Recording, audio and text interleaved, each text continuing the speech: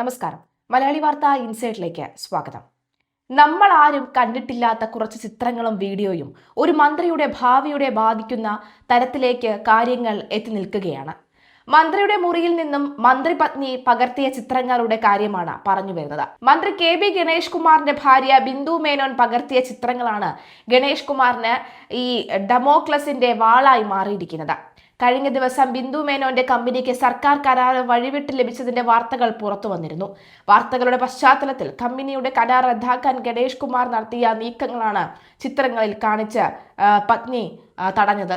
മന്ത്രിപത്നിയുടെ കമ്പനിയുടെ രഹസ്യങ്ങൾ ഗണേഷ് കുമാറിന്റെ ക്യാമ്പിൽ നിന്നാണ് ചോർന്നത് എന്നും ഭാര്യയ്ക്ക് ആക്ഷേപമുണ്ട്.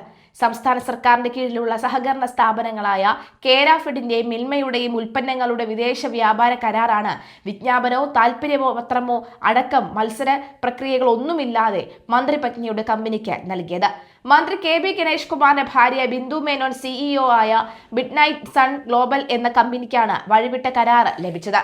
കേരാഫെഡ് വെളിച്ചെണ്ണ ദുബായിലും മിൽമയുടെ ഉൽപ്പന്നങ്ങൾ ന്യൂസിലാൻഡിലും ഓസ്ട്രേലിയയിലും വിൽക്കുന്നതിനാണ് ഇത്. മൊത്ത വ്യാപാര ഏജന്റിന് വെളിച്ചെണ്ണ വിൽക്കുന്നതിന് കരാറ് വിളിക്കേണ്ടതില്ല എന്നാണ് കേരാഫെഡിന്റെ വിശദീകരണം.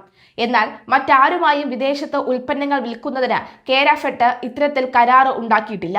മത്സര പ്രക്രിയ ഇല്ലാതെ ഒരു കമ്പനിക്ക് ഇങ്ങനെ കരാർ നൽകുന്നത് ക്രമവിരുദ്ധമാണെന്നും ബന്ധപ്പെട്ട വകുപ്പുകളിൽ വിമർശനം ഉയർന്നിരുന്നു. മന്ത്രിയുടെ കുടുംബാംഗങ്ങൾ നടത്തുന്ന കമ്പനിയുമായി കരാർ ഉണ്ടാക്കിയതിലെ അനൗചിത്യത്തെക്കുറിച്ചുള്ള വിശദീകരണം ഇല്ല. 2025 ജനുവരി മാർച്ച് മാസങ്ങളിൽ 6 നവംബർ 20 ടൺ വെളിച്ചെണ്ണയാണ് ഈ ഇടപാടിൽ കയറ്റി അയച്ചത്. ഗണേഷ് കുമാറിന്റെ കുടപ്പനക്കുന്നിലെ വീടായ സിന്ദഗി KRA 144A എന്ന വിലാസത്തിലാണ് Midnight Sun Global company register ചെയ്തിരിക്കുന്നത്.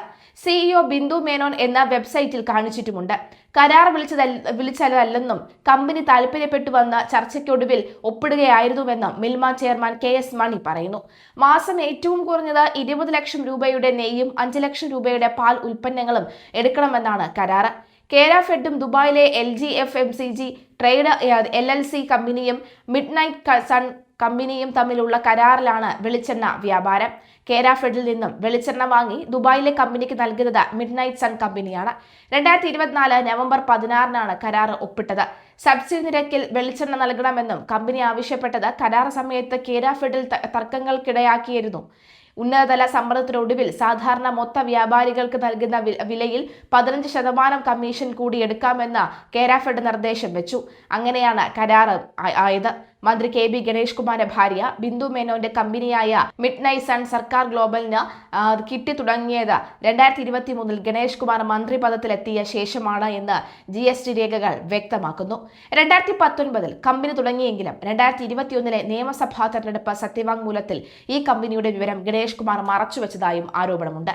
2025 ജനുവരിയിൽ കേരാഫെഡിൽ നിന്ന് 13.92 ലക്ഷം രൂപയുടെ വെളിച്ചെണ്ണയാണ് ബിന്ദു മേനോന്റെ കമ്പനി വാങ്ങിയത്. ജനുവരി മുതൽ മാർച്ച് വരെയുള്ള കാലയളവിൽ മിൽമയുമായി 43.98 ലക്ഷം രൂപയുടെ ഇടപാടുകൾ നടത്തി.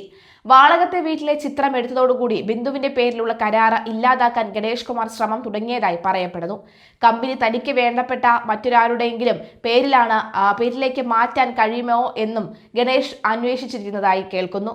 ഒന്നും നടന്നില്ലെങ്കിൽ കരാർ റദ്ദാക്കാനായിരുന്നു നീക്കം. അപ്പോഴാണ് ചിത്രം വില്ലനായത്. കരാർ ഇല്ലാതാക്കാൻ ശ്രമിച്ചാൽ ചിത്രങ്ങൾ പുറത്തുവിടുമെന്നാണ് ഭീഷണി. മന്ത്രി കെ ഗണേഷ് കുമാറിനെ വാളകത്തെ വീട്ടിൽ മോശം സാഹചര്യത്തിൽ കണ്ടെന്നാണ് ഭാര്യ ബിന്ദു മേനോൻ പറഞ്ഞത്. ഗണേഷ് കുമാറിനെ കാണാൻ പാടില്ലാത്ത സാഹചര്യത്തിൽ കണ്ടുവെന്നും ഇതിന്റെ തെളിവുകൾ തന്റെ കൈവശം ഉണ്ടെന്നും അവർ പറയുന്നു. ഗണേഷിന്റെ സഹായികൾ തടഞ്ഞുവെച്ച മൊബൈൽ കൈക്കലാക്കാൻ ശ്രമിച്ചുവെന്നും പോലീസ് സംഭവസ്ഥലത്ത് എത്തിയെങ്കിലും ഇടപെടാതെ പിൻവാങ്ങുകയായിരുന്നുവെന്നും ബിന്ദു മേനോൻ ആരോപിച്ചു. മാധ്യമങ്ങളുടെ മുന്നിൽ തനിക്ക് എതിരെ ഗണേഷ് കുമാർ പറഞ്ഞതുകൊണ്ട് എല്ലാം തുറന്നു പറയുന്നത്. 2014 വിവാഹം കഴിഞ്ഞതു മുതൽ ഗണേഷുമായി പല പ്രശ്നങ്ങളും ഉണ്ടായിരുന്നു എന്നും ഇനി മുമ്പും പല സ്ത്രീകളുടെയും പേരുകൾ ഗണേഷ് കുമാർ തർക്കങ്ങൾ ഉണ്ടാക്കാറുണ്ട് എന്നും പിന്നീട് അത് ആരെയൊക്കെ വിളിക്കുന്നുവെന്ന് അറിയാൻ എൻ്റെ ഫോൺ അടക്കം ട്രാക്ക് ചെയ്തുവെന്നും എനിക്ക് പലരുമായി ബന്ധമുണ്ടെന്നും പറഞ്ഞ് കൺട്രോൾ ചെയ്തെന്നും പലരുടെയും കൂടെ അമേരിക്കയ്ക്ക് പോയി ദുബായിക്ക് പോയി ഇങ്ങനെ പലതും എനിക്കെതിരെ പറയുന്നു. എനിക്ക് സംശയ രോഗമാണ് എന്ന് എൻ്റെ വീട്ടുകാരോടും എല്ലാവരോടും പറയുമെന്നും ബിന്ദു പറയുന്നു. മന്ത്രിക്ക് പലരുമായും ബന്ധമുണ്ട് എന്ന് അറിയാമായിരുന്നു. ശനിയാഴ്ച ഞാൻ ആരോടും പറയാതെ വാളകത്തെ വീട്ടിൽ പോയി. വാതിൽ തുറന്ന് ശാന്തൻ എന്ന ഡ്രൈവറെ കണ്ടു. ഞാൻ ബെഡ്റൂമിൽ പോയി കണ്ടത് വളരെ മോശം സാഹചര്യമായിരുന്നു. ഞാൻ ഫോട്ടോ എടുക്കാൻ പോയപ്പോൾ ശാന്തൻ തന്നെ തടയാൻ ശ്രമിച്ചു. എല്ലാത്തിനും ചിത്രങ്ങൾ എൻ്റെ കയ്യിലുണ്ട് എന്നും തെളിവുകളുണ്ട് എന്നും അവർ പറയുന്നു. മന്ത്രിയെയും മന്ത്രിയുടെ കൂടെ ഉണ്ടായിരുന്ന ആളെയോ ഒന്നും ചെയ്തില്ല. എന്നാൽ ഞാൻ ഫോട്ടോ എടുക്കാൻ ചെന്നപ്പോൾ മന്ത്രി ശാന്തൻ അവരെ പിടിക്ക്, അവരുടെ ഫോൺ മാറ്റ് എന്നൊക്കെ പറഞ്ഞ് നിലവിളിച്ചു. ശാന്തൻ ഫോൺ തട്ടിയെടുക്കാൻ ശ്രമിച്ചു. പക്ഷെ ഞാൻ സമ്മതിച്ചില്ല. ഞാൻ ഉടനെ ലേഖ ചേച്ചിയെ, അതായത് രേഖയെ വിളിച്ചു.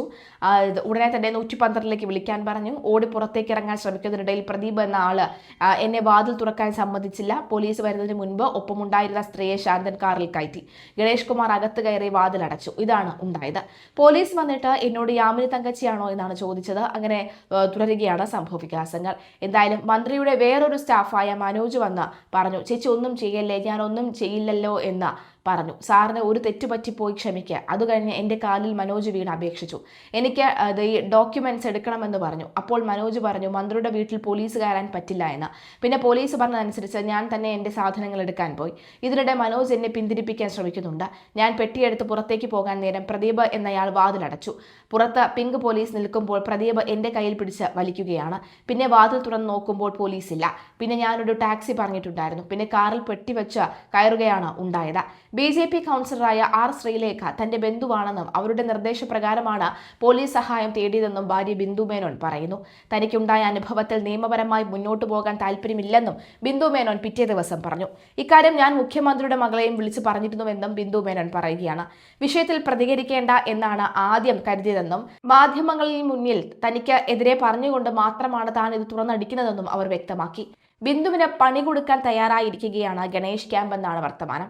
കാരണം പുതിയ സംഭവവികാസങ്ങളുടെ പശ്ചാത്തലത്തിൽ മന്ത്രി KV ഗണേഷ് കുമാർ പ്രസിഡന്റായ NSS താലൂക്ക് യൂണിയൻ വരെ പിരിച്ചുവിട്ടു. യൂണിയനിലെ 10 അംഗങ്ങൾ രാജിവെച്ചു. ഗണേഷിന്റെ ഏകാധിപത്യ നടപടിയിൽ പ്രതിഷേധിച്ചാണ് രാജി.